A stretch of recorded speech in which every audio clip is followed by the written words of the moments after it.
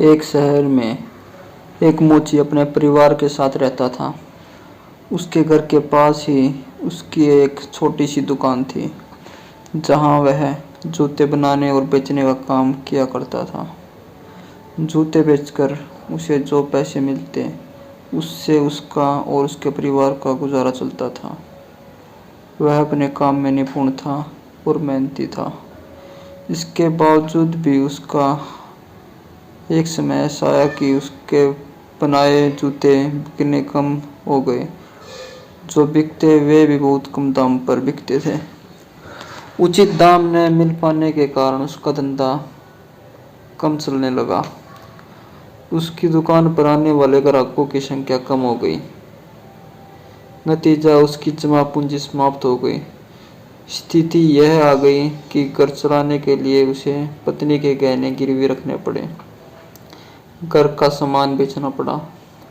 यह बुरा दौर उसकी चिंता का कारण बन गया। वह हर समय चिंता में डूबा रहता। उसे चिंतित देख उसकी पत्नी हमेशा धीरज बांधती। देखिए, ऊपर वाला सब देख रहा है, उस पर भरोसा रखिए, यकीन मानिए सब ठीक हो जाएगा। पत्नी की ऐसी बातों पर वह मुस्कुरा देता, लेकिन अंदर ही अंदर चिंता में घुलता रहता। उसकी दुकान में जूते बनाने का सामान भी खत्म हो गया चला था। तैयार जूतों में बस एक जोड़ी जूते बचे थे, जिसे खरीदने दुकान पर कोई ग्राहक नहीं आ रहा था। एक दिन वह अपने बनाए आखिरी जूते बेचने बाजार चला गया। जूते बिक गए। जो पैसे मिले उससे उसने घर की ज़रूरत का कुछ सामान खरीदा और घर वापस आने लगा। रास्ते में उसे एक गरीब बूढ़ी औरत दिखाई दी। उसने कुछ पैसे देकर उसकी मदद की और घर चला आया। शाम को जब वह अपनी दुकान में गया तो देखा कि वहाँ चमड़े का बस एक छोटा टुकड़ा बचा हुआ है। उस टुकड़े से सिर्फ एक जूता बन सकता था। उसने जूते बनाने के लिए चमड़ा तो काट दिया, लेकिन रात हो जाने के कारण जूता नहीं बना पाया।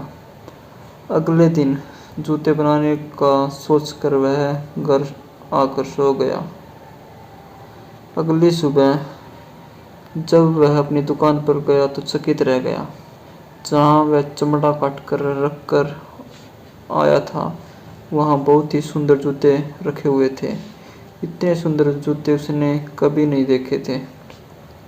उसे बेचने जब वह बाजार गया तो उसे उसके बहुत अच्छे दाम मिले। वापसी में घर के लिए कुछ सामान के साथ ही उसने जूते बनाने का सामान भी खरीदा। कुछ पैसे उसने ज़रूरतमंदों को दान में भी दिए। उस रात उसने 2 जोड़ी जूते बनाने के लिए चमड़ा काट कर रखा। अगली सुबह दुकान में उसे 2 जोड़ी सुंदर जूते मिले। वह हैरान था। जब उसने यह बात अपनी पत्नी को बताई तो पत्नी बोली, देखा, मैंने कहा था ना कि ऊपर वाला सब देखता है।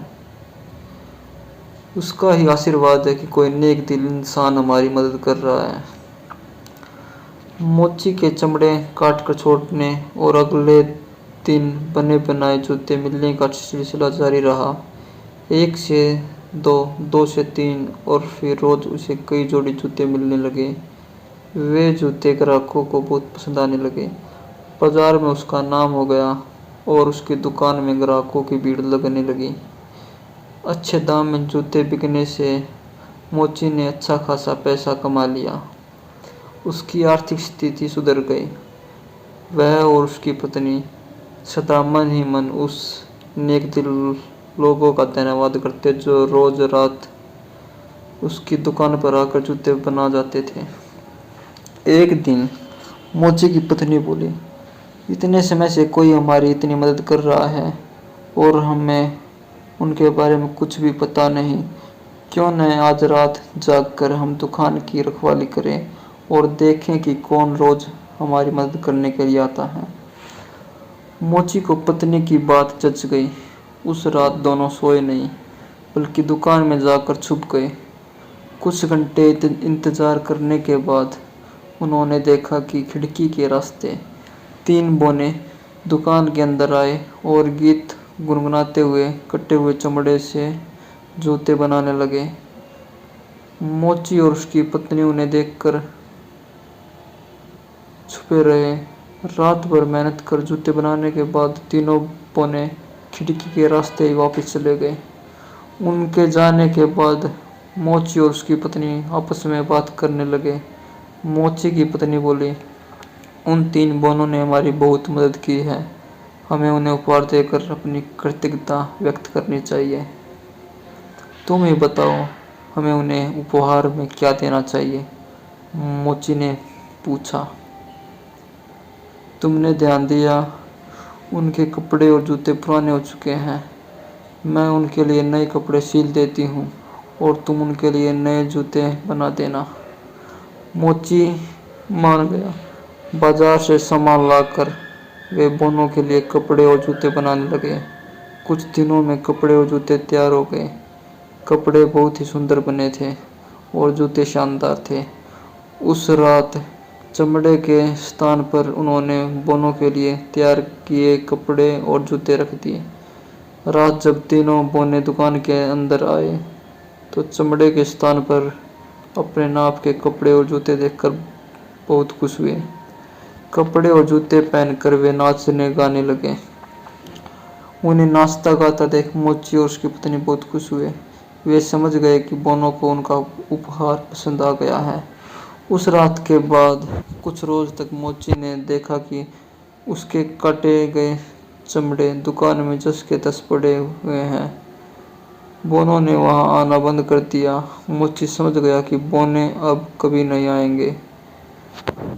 बोनों को मोची की जितनी मदद करनी थी वे कर चुके हैं। अब मोची ने अपनी मेहनत से जूते बनाने का निश्चय किया।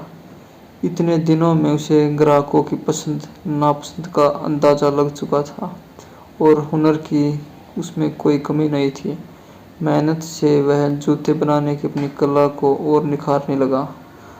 अब उसके बनाए जूते भी बोनों द्वारा बनाए गए जूतों जैसे सुंदर थे। ग्राहकों को उसके बनाए जूते भी पसंद आने लगे। वे उसकी दुकान में आते और उसकी दुकान सबसे सुंदर जूतों वाली दुकान के रूप में शहर में मशहूर हो गई।